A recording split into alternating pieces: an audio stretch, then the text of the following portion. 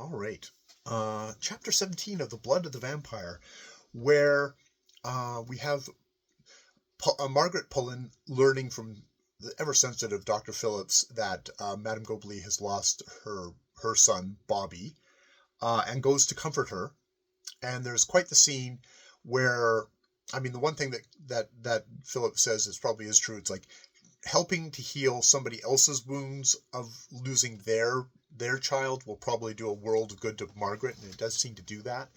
Uh, the Baroness has been struck by paralysis and hasn't spoken or talked or moved since the incident, um, and doesn't really say anything until finally Margaret comes in and prays over the corpse of Bobby, which the Baroness refuses to be parted from.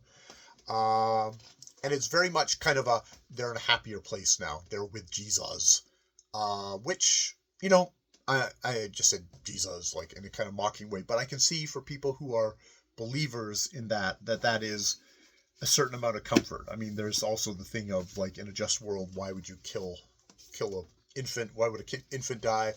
Why would my young son die before me?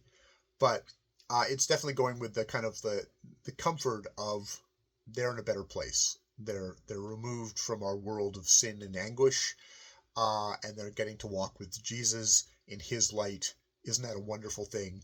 And also that like it's like they've walked through the door and the door is shut, and that really hurts. But at some point, the door will open for us too, and we will reunite with them.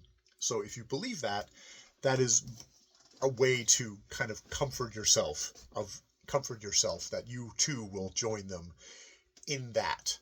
Now, the Baroness actually does kind of revive slightly, but it's only to say I'm a godless woman. I'm a godless woman, and Margaret's like, oh no, you're not. You're not godless. God's always with you, even if you don't believe. Which something that religious people tell unbelievers all the time. And he'll comfort you, and you will be reunited with him, and that. As she's going out. It's like, oh, well, Miss Winward, are you going to be here? It's like Miss Winward's like, I'll get somebody else to take care of her, but I've got my duties to my future husband. She's marrying the next door neighbor. Not surprising, because she's a withered old hag at 33. Miss Winward, who I like swear to God, she reads at like about 60 or something like that, is like, no, she's a withered old hag of 33. It's funny you say 60. I'm coming up on 60. But so yes, so the Baroness will have people to take care of her physically. Whether she's going to have anyone of sympathetic character to take care of her, like the Baron doesn't seem to be that sympathetic. His ideal partner probably that way with the Baroness. So there's that. We then she thinks about Anthony Pennell. We zip over to Harriet, who spends a sleepless night tormented by the news that she's heard from the Baroness and confirmed by the Dr. Phillips that she's an energy vampire killing anyone she loves, and kind of goes back and forth on like, I believe this, I don't believe this, I believe this, I don't believe this. Thinking back on her past life, it kind of makes sense. But then, well, that could just be, it's the fortunes of war. People just die, and you can't blame yourself for everyone who dies around you. So she's really wavering, still doesn't seem to want, thing. There's definitely a thing of like, again, the narrator says like, well, she doesn't believe in Jesus, so she doesn't have that kind of, she doesn't have that backstop, that all-enduring love to support her.